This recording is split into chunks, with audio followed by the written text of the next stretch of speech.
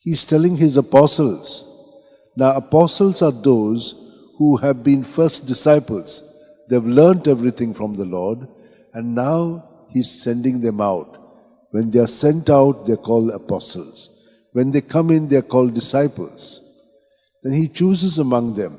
Not everyone is going to be an apostle, but those whom he chooses, he sends them. And see what he tells them. You have to be totally centered on me. And therefore, if you are centered on me, you will have to carry your cross daily and follow me, not anyone else. So that's what he is very clear about. And when you are, given something, remember, they will receive their reward.